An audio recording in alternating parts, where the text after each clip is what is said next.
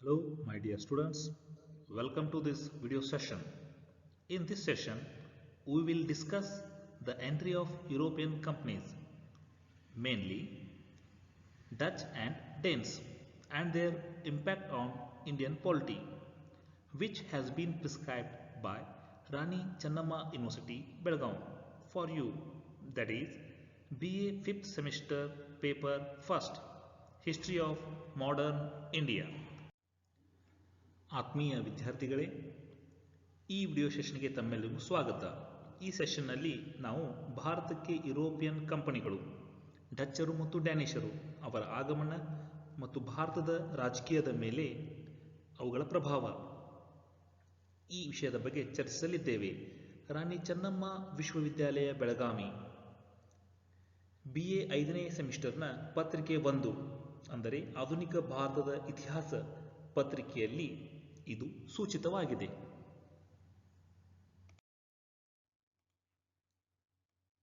Entry of European companies and their impact on Indian polity. European ಕಂಪನಿಗಳ ಆಗಮನ ಮತ್ತು ಭಾರತದ ರಾಜಕೀಯದ ಮೇಲೆ ಅವುಗಳ ಪ್ರಭಾವ. ಈಗಾಗಲೇ ಕಳೆದ ತರಗತಿಯಲ್ಲಿ ನಾವು ಪೋರ್ಚುಗೀಸರ ಆಗಮನ ಮತ್ತು ಭಾರತದ ಮೇಲೆ ಪೋರ್ಚುಗೀಸ್ ಆಡಳಿತದ ಪ್ರಭಾವ ಮತ್ತು ಭಾರತದಲ್ಲಿ ಪೋರ್ಚುಗೀಸರ ಪ್ರಮುಖ ವ್ಯಾಪಾರಿ ನೆಲೆಗಳ ಬಗ್ಗೆ ತಿಳಿದುಕೊಂಡಿದ್ದೇವೆ.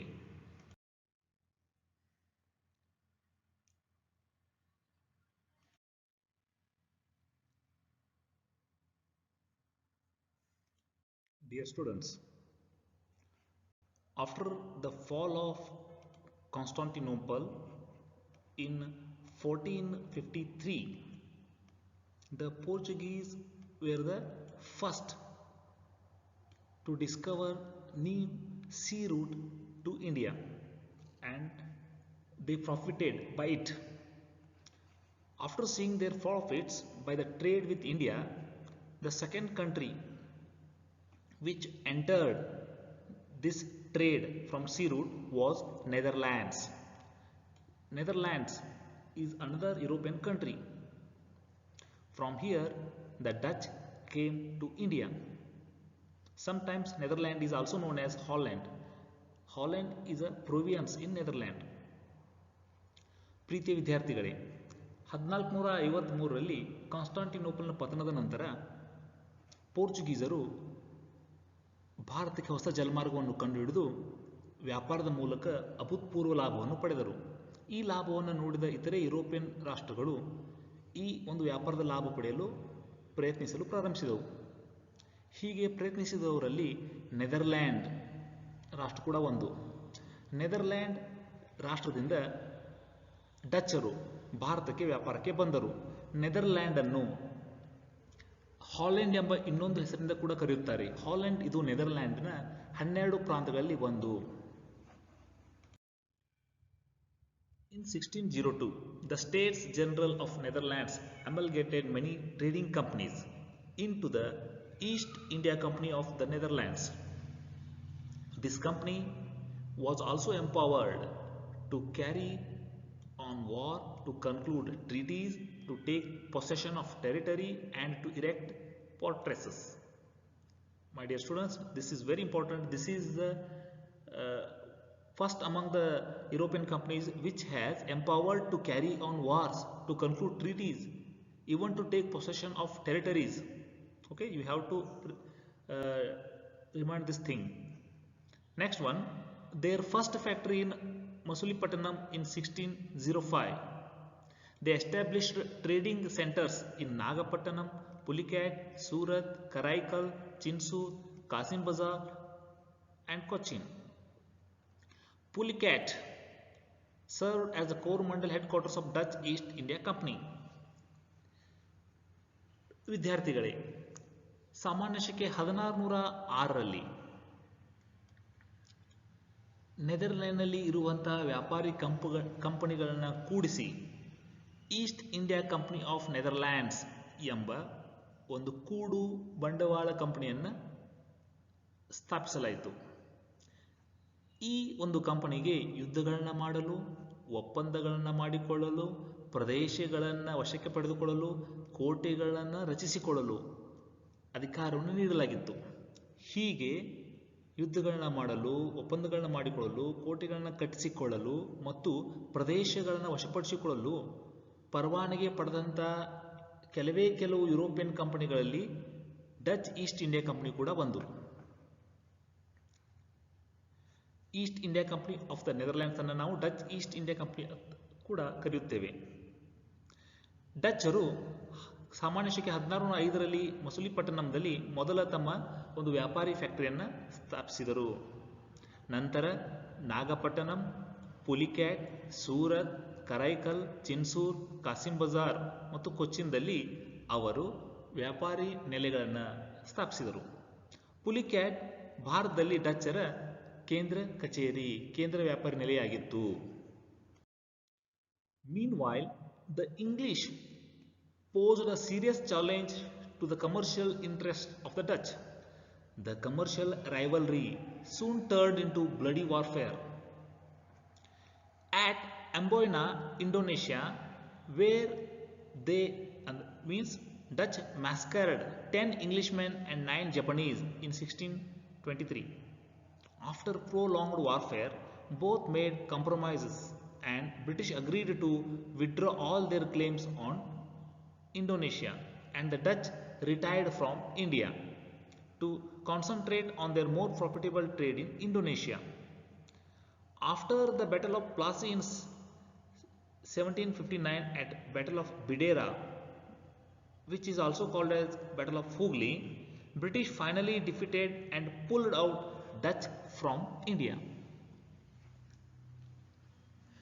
ಭಾರತದಲ್ಲಿ ಅತ್ಯಂತ ಲಾಭಕರ ಒಂದು ಡಚ್ ವ್ಯಾಪಾರಕ್ಕೆ ಇಂಗ್ಲಿಷರು ದೊಡ್ಡ ಸವಾಲಾಗಿ ಪರಿಣಮಿಸಿದರು. ಇದು ವ್ಯಾಪಾರಿ ಶತ್ರುತ್ವ ಆಗಿ ಮುಂದೆ ರಕ್ತಪಾತ ಯುದ್ಧಗಳಲ್ಲಿ ಪರಿವರ್ತನೆಯಾಯಿತು. ಸಾಮಾನ್ಯ ಶಕೆ 1623ರಲ್ಲಿ ಇಂಡೋನೇಷ್ಯಾದ ಅಂಬೋಯ್ನಾ ಎಂಬಲ್ಲಿ ಡಚ್ಚರು 10 ಇಂಗ್ಲಿಷರನ್ನ ಮತ್ತು 9 ಜಪಾನಿಯರನ್ನ ಕೊಂದು ಹಾಕಿದರು. ಇದರಿಂದ ಹಲವಾರು ಯುದ್ಧಗಳು ಡಚ್ಚರು ಮತ್ತು ಬ್ರಿಟಿಷರ ಮಧ್ಯೆ ನಡೆದವು. ಈ ನಿರಂತರ ಯುದ್ಧಗಳ ಕೊನೆಗೆ ಬ್ರಿಟಿಷರು ಮತ್ತು ಡಚ್ಚರು ಒಪ್ಪಂದಕ್ಕೆ ಬಂದು ಬ್ರಿಟಿಷರು ಇಂಡೋನೇಷ್ಯಾದಿಂದ, ಡಚ್ಚರು ಭಾರತದಿಂದ ಹಿಂತೆಗೆದುಕೊಳ್ಳುವ ನಿವೃತ್ತಿಯಾಗುವಂತಹ ಒಂದು ಒಪ್ಪಂದಕ್ಕೆ ಸಮ್ಮತಿಸಿದರು. ಮುಂದೆ ಡಚ್ಚರು ಭಾರತವನ್ನು ಬಿಟ್ಟು ಕೇವಲ ಇಂಡೋನೇಷ್ಯಾದ ವ್ಯಾಪಾರವನ್ನು ಮಾತ್ರ ಕೇಂದ್ರೀಕರಿಸಿದರು. ಇಷ್ಟಾದರೂ ಕೂಡ ಭಾರತದಲ್ಲಿ ಪಶ್ಚಿಮ ಬಂಗಾಳದಲ್ಲಿ ಡಚ್ಚರು ಅಸ್ತಿತ್ವವನ್ನು ಹೊಂದಿದ್ದರು. ಆದರೆ ಪ್ಲಾಸಿ ಕದನದ ನಂತರ 2 ವರ್ಷದ ನಂತರ 1759ರಲ್ಲಿ ಬ್ಯಾಟಲ್ ಆಫ್ ಬಿಡೇರಾ, ಅದನ್ನೇ ಹುಗ್ಲಿ ನದಿಯ ಪಕ್ಕದಲ್ಲಿ ನಡೆದಿರುವುದರಿಂದ ಬ್ಯಾಟಲ್ ಆಫ್ ಹುಗ್ಲಿ ನದಿಯ ಕಾಳಗ ಎಂದು ಕರೆಯುತ್ತಾರೆ. ಈ ಒಂದು ಕಾಳಗದಲ್ಲಿ ಡಚ್ಚರು ಸಂಪೂರ್ಣವಾಗಿ ಸೋಲಲ್ಪಟ್ಟು ಭಾರತದಿಂದ ಹೊರಹಾಕಲ್ಪಟ್ಟರು. The main settlements of Dutch in India were Surat, Cochin in the west coast, Nagapattinam, Karaikal, Masulipatanam and Chinsur in the eastern coast. ಭಾರತದಲ್ಲಿ ಡಚ್ಚರ ಪ್ರಮುಖ ವ್ಯಾಪಾರಿ ನೆಲೆಗಳೆಂದರೆ ಸೂರತ್ ಮತ್ತು ಕೊಚ್ಚಿನ್ ಪಶ್ಚಿಮ ಕರಾವಳಿಯಲ್ಲಿ, ಚಿನ್ಸೂರ್, ಮಸುಲಿಪಟ್ಟಣಂ, ಕರೈಕಲ್, ನಾಗಪಟ್ಟಣಂ ಇವು ಪೂರ್ವ ಕರಾವಳಿಯಲ್ಲಿ ಡಚ್ಚರ ಪ್ರಮುಖ ವ್ಯಾಪಾರಿ ನೆಲೆಗಳಾಗಿದ್ದವು. Finally, Dutch retired from India, and these are the main reasons for decline of the Dutch in India. First one is the Dutch were not much interested in empire building in India. Their concern were only trade. Their main commercial interest lay in Spice Islands of Indonesia, from where they earned a huge profit through business. So they lost their interest in India. And the defeat of Dutch in the Anglo-Dutch rivalry made them to retire from India. ಭಾರತದಲ್ಲಿ ಡಚ್ಚರ ಅವನತಿಗೆ ಅತಿ ಮುಖ್ಯ ಕಾರಣಗಳನ್ನು ಇಲ್ಲಿ ಪಟ್ಟಿ ಮಾಡಲಾಗಿದೆ. ಮೂಲತಃ ಭಾರತದಲ್ಲಿ ಡಚ್ಚರು ಯಾವುದೇ ಸಾಮ್ರಾಜ್ಯವನ್ನು ಕಟ್ಟಲು ಬಯಸಿರಲಿಲ್ಲ. ಅವರ ಮುಖ್ಯ ಗಮನ ವ್ಯಾಪಾರ ಮತ್ತು ವ್ಯಾಪಾರ ಮಾತ್ರವಾಗಿತ್ತು. ಡಚ್ಚರು ತಮಗೆ ಅತ್ಯಂತ ದೊಡ್ಡ ಪ್ರಮಾಣದ ಲಾಭ ತಂದು ಕೊಡುವಂತಹ ಸಾಂಬಾರ್ ದ್ವೀಪಗಳು, ಇಂಡೋನೇಷ್ಯಾದ ಸಾಂಬಾರು ದ್ವೀಪಗಳ ಬಗ್ಗೆ ಅತಿ ಹೆಚ್ಚು ಕೇಂದ್ರೀಕರಣ ಮಾಡಿದರು. ಹೀಗಾಗಿ ಅವರು ಭಾರತದಿಂದ ಒಂದು ಗಮನವನ್ನು ತೆಗೆದುಹಾಕಿದರು. ಕೊನೆಯಲ್ಲಿ ಆಂಗ್ಲೋ ಡಚ್ಚರ ಒಂದು ವೈರತ್ವದಲ್ಲಿ ಡಚ್ಚರು ಸೋತಿದ್ದರಿಂದ ಭಾರತವನ್ನು ಡಚ್ಚರು ಬಿಡಬೇಕಾಯಿತು. Dear students, in the same session we are going to discuss one more European company, that is the Danes. The Danes were from Denmark, which is also a European country. Danes followed the Portuguese and the Dutch. They also came from the same sea route to India. ಪ್ರೀತಿಯ ವಿದ್ಯಾರ್ಥಿಗಳೇ, ಇದೇ ಸೆಷನ್ದಲ್ಲಿ ನಾವು ಮತ್ತೊಂದು European ಕಂಪನಿಯಾದ ಡ್ಯಾನಿಷರು ಬಗ್ಗೆ ಚರ್ಚಿಸಲಿದ್ದೇವೆ. ಡ್ಯಾನಿಷರು ಡೆನ್ಮಾರ್ಕಿನವರು.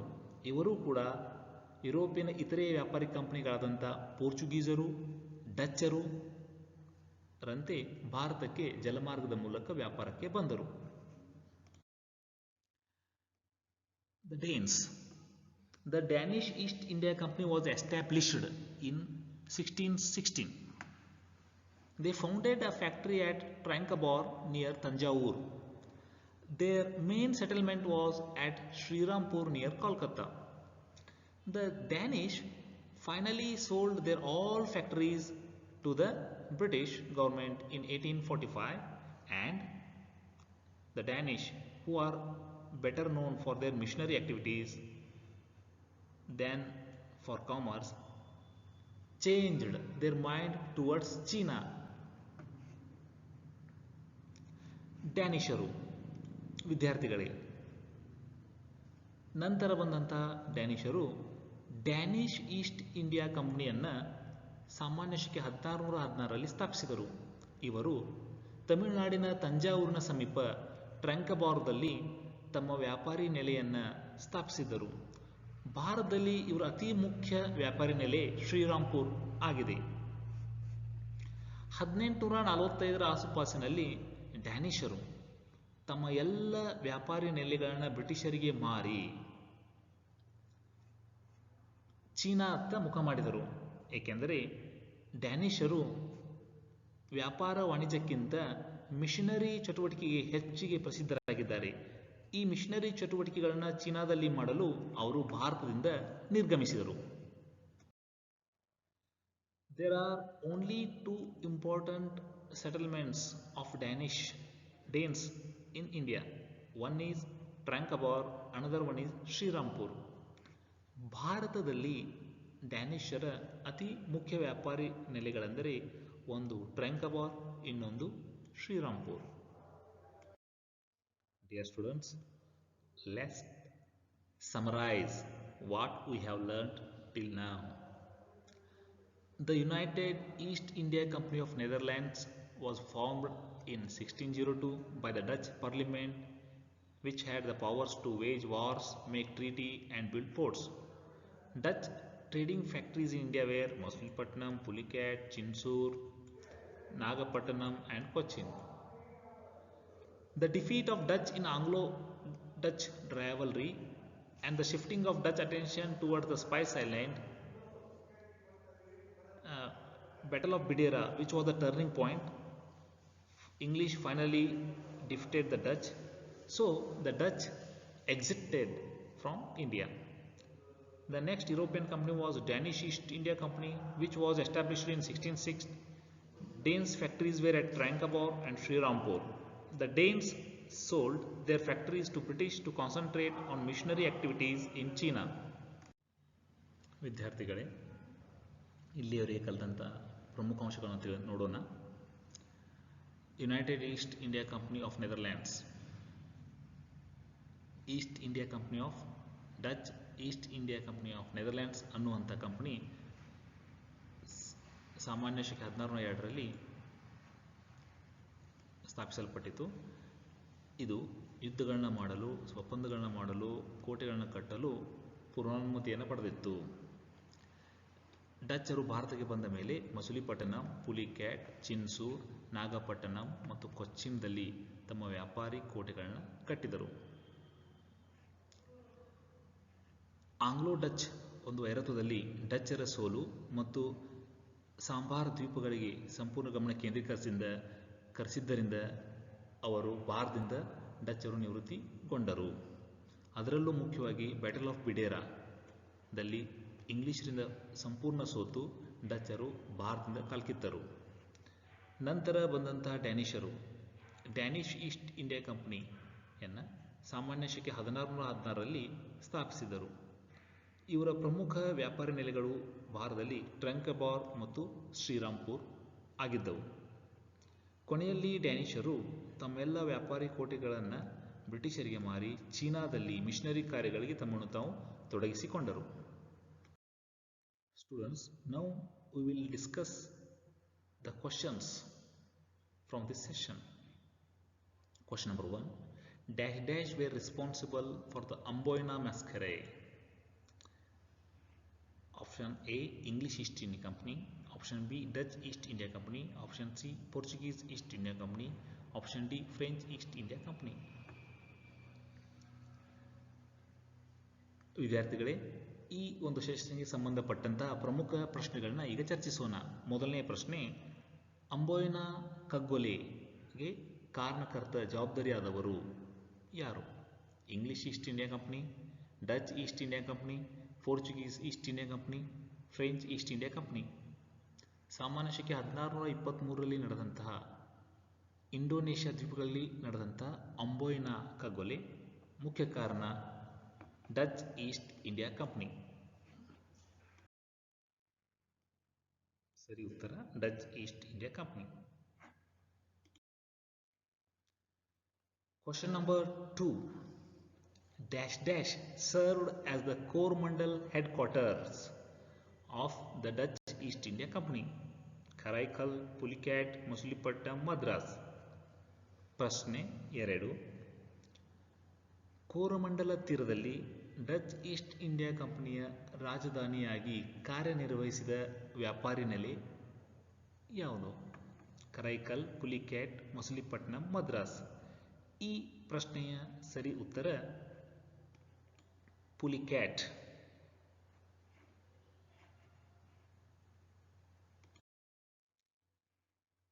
Question number 3. The dash dash sold their factories to British to concentrate on missionary activities in China.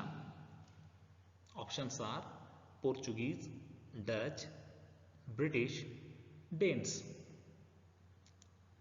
ಚೀನಾದಲ್ಲಿ ತಮ್ಮ missionary ಚಟುವಟಿಕೆಗಳನ್ನು ಗಮನೀಕರಿಸಲು ಬ್ರಿಟಿಷರಿಗೆ ತಮ್ಮ ವ್ಯಾಪಾರಿ ನೆಲೆಗಳನ್ನು ಮಾರಿದವರು.